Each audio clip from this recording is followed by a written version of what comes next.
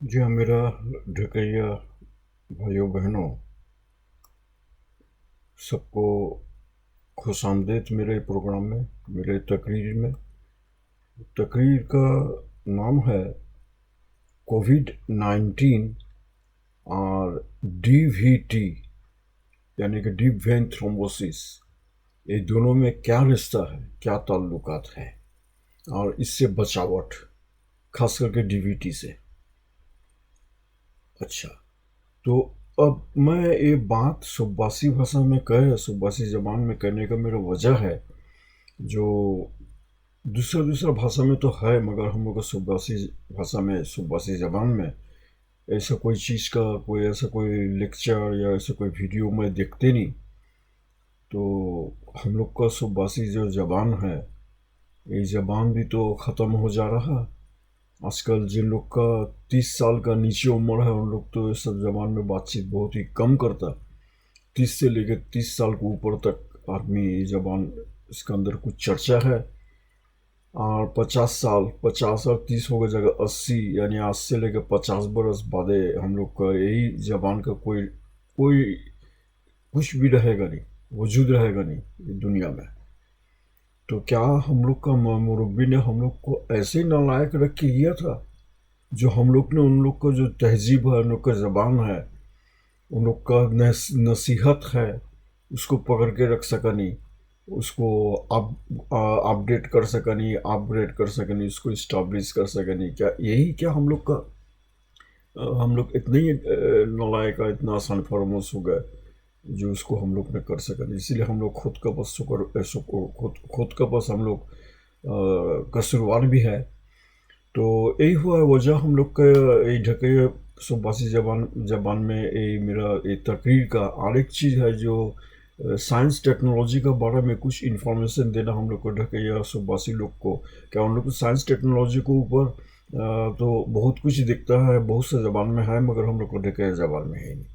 तो खैर अभी मैं मेन सब्जेक्ट में चले आते। कोविड-19।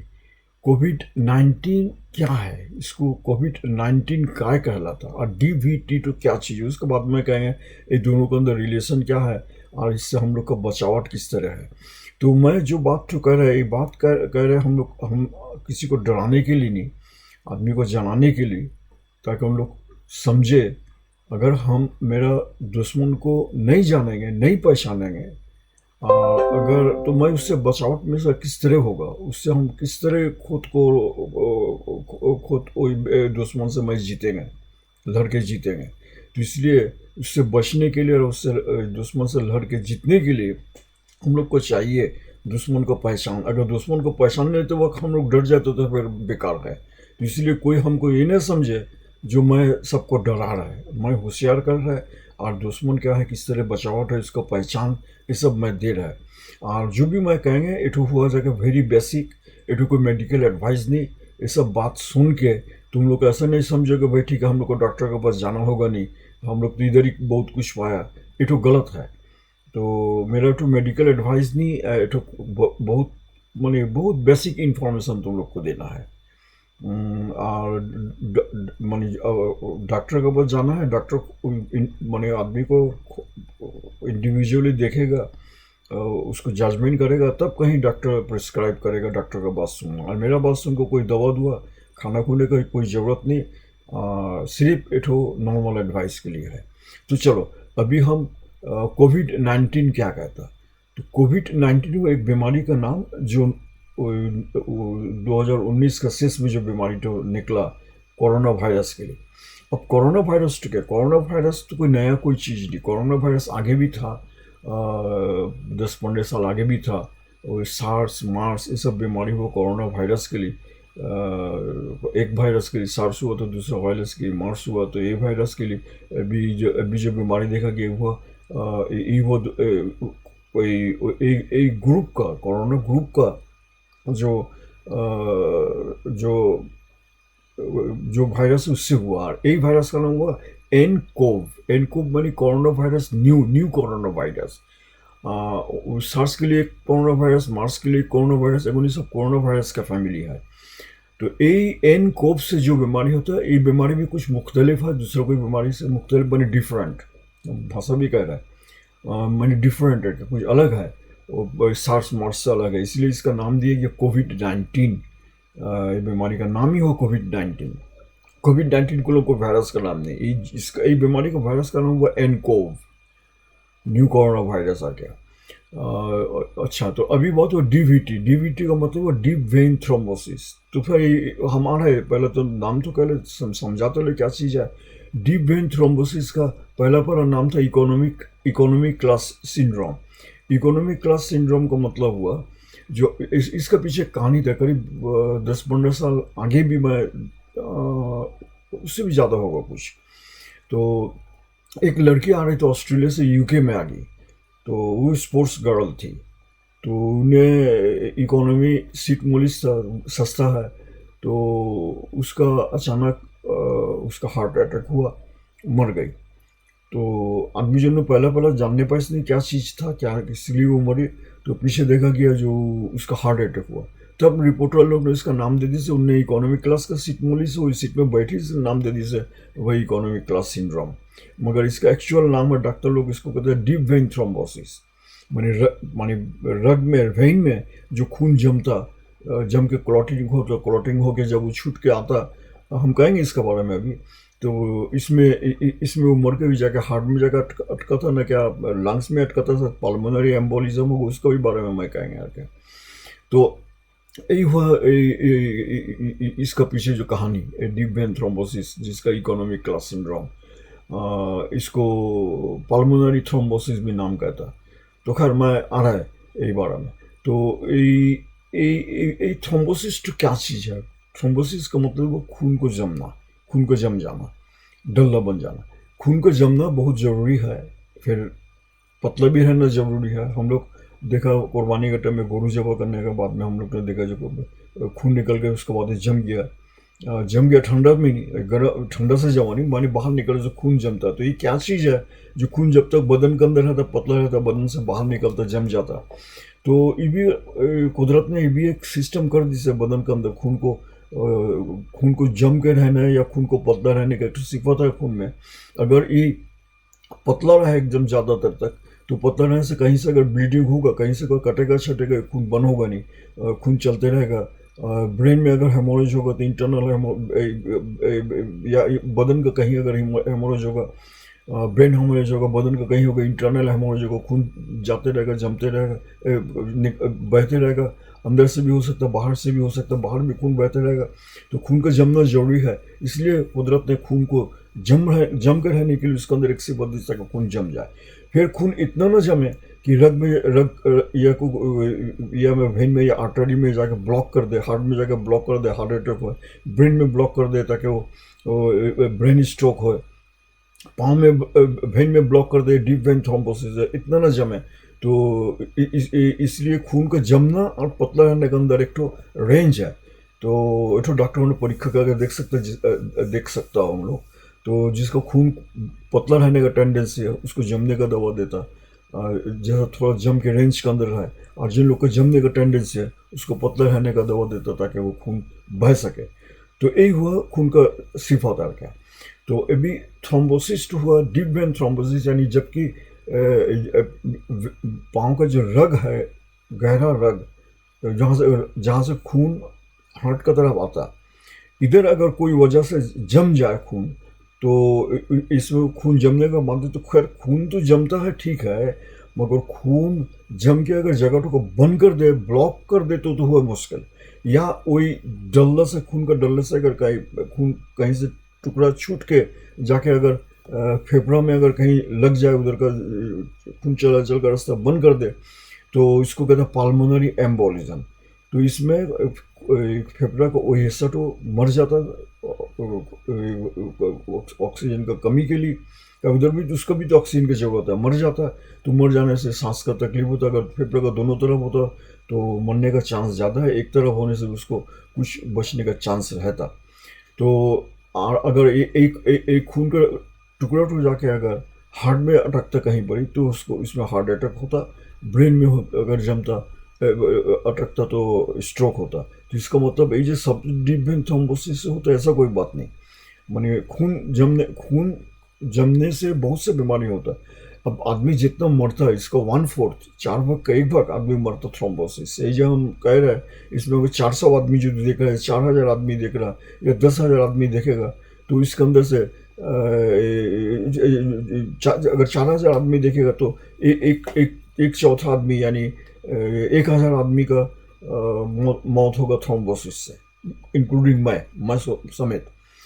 तो आदमी का भी जितना भी मरता है, इसके हिसाब से देखा गया जो 1/4 आदमी मरता है, 4 भाग के 1 भाग आदमी मरता थ्रोम्बोसिस से, चाहे तो हार्ट को हो या ब्रेन को हो या दूसरा किसी जगह को हो।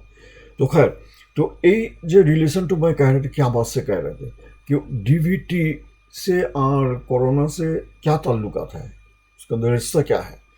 तो देखा गया जो हम तो जानते हैं, जो कोविड-19 से ये तो हुआ जाके फेफड़ा का बीमारी, न्यूमोनिया होता है, ये तो जाना सबको जानता, सांस का तकलीफ होता।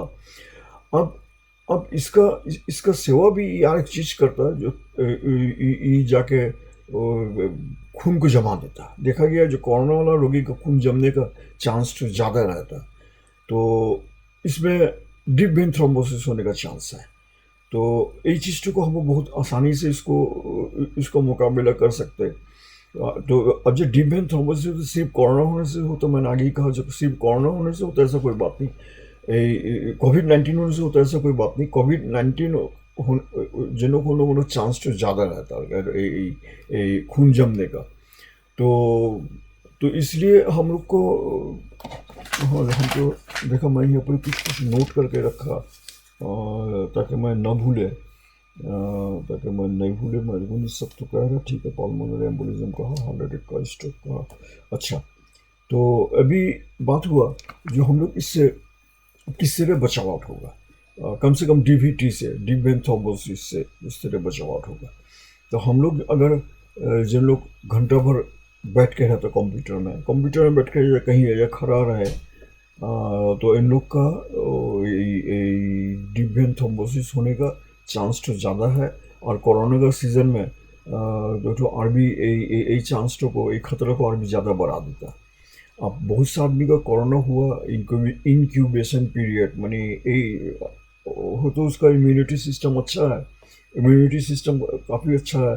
तो इसके लिए होता क्या, वो कोरोना का वायरस आने से वो ज़्यादा इफेक्ट करता नहीं, क्या उसका इम्यूनिटी अच्छा है। और जिन लोग का इम्यूनिटी अच्छा है, सब आदमी खतरनाक भी है। कि उन लोग खतरनाक इसलिए है तो इन लोग खुद भी जानता नहीं जिसको कोरोना हुआ, और उसको कोई सिम्टम भी होता नहीं, तो मगर वो कैरियर होता, कोरोना वायरस का कैरियर होता। तो यही सीजन टू में अब किसका कोरोना है, किसका नहीं कोरोना है, तो कहना मुश्किल है।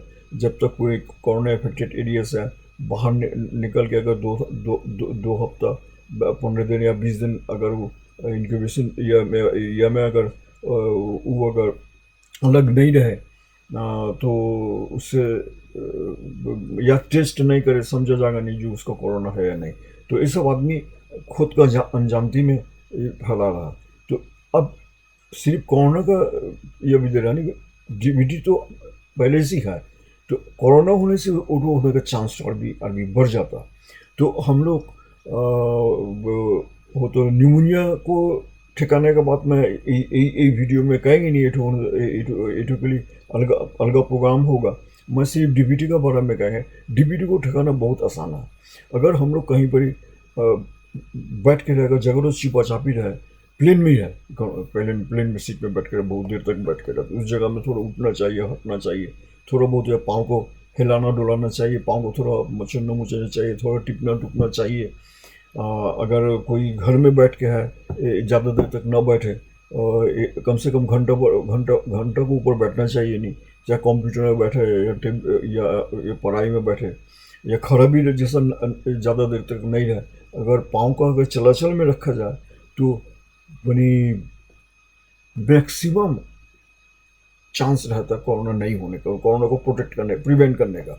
तो इसलिए पाँव का चलाचल तो अगर हम ठीक रखें, उसका एक्सरसाइज तो अगर करें, और अगर कहीं बैठ के भी रहे तो पाँव को अगर मूछना है, पैर को टिपे टापे, पाँव को झिम लगे जैसा बेसी देर तक वहाँ पर खून चलाचल बंद ना हो, तो ऐसा अगर हम लोग लेंगे, तो हम लोग इसका अगर हम लोग मेजर लेंगे, तो इसमें होता क्या, हम लोग शुरू में डीबीटी को बहुत दूर तक रोक के रख सकते हैं। तो यही मेरा कहने का मतलब है। जो आजकल तो यही हो गया, जो कोरोना होने से देखा, ये अचानक कोरोना हो गया, अचानक हार्ट फेल हो गया, कोरोना है, अचानक उसका स्ट्रोक हो गया। तो ये जो एक तो वजह अभी साइंटिस्ट लोग ने पाई से। और कोरोना का वायरस के बारे में फाइनल कोई चीज़ कहना तो बड़ा मुश्किल है। आज जो तो आदमी साइंटिस्ट लोग कह रहा, वो तो कल भूल बोल बोल के साबित होता। फिर आज जो तो भूल है, वो तो कल सही बोल के साबित होता। तो कोरोना को लेके बहुत से रिसर्च चल रहा है, अभी तो कोई चीज़ फाइनल नहीं।